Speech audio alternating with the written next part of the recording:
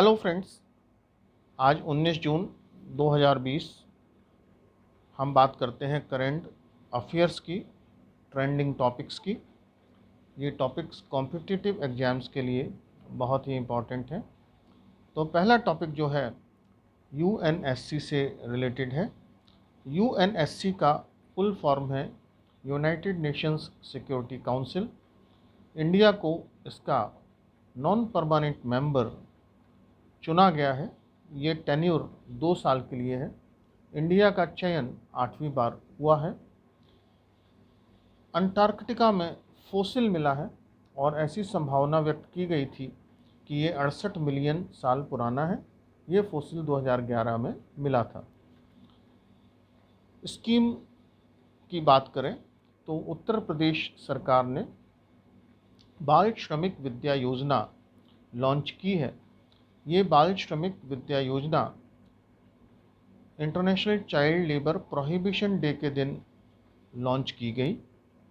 International Child Labour Prohibition Day International Labour Organisation ILO के द्वारा मनाया जाता है और ये 2002 से मनाया जा रहा है।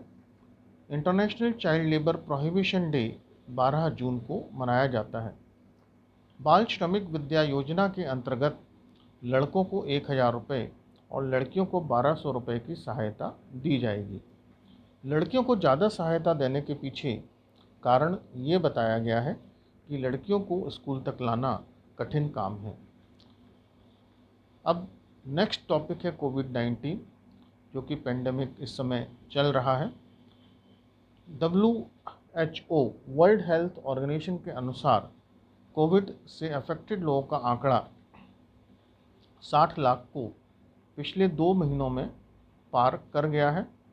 टेस्ट कैपेसिटी एनहांस की गई है, बढ़ाई गई है। इजराइल में एक नया मास्क बनाया गया है। ये मास्क जो मोबाइल का चार्जर है उससे हीट अप हो जाता है और उससे ऐसा क्लेम किया गया है कि वायरस मर जाता है। इंटरनेशनल सिनेरियो में अमेरिका में, यूनाइटेड स्टेट्स में लॉर्ड हनुमान जी की मूर्ति लगाई गई है। ये 45 टन वजनी मूर्ति हिंदुस्तान से वहाँ गई है। एक और योजना है गरीब कल्याण रोजगार अभियान। इसे लॉन्च किया जाएगा माइग्रेंट लेबर्स के लिए 116 जिलों में।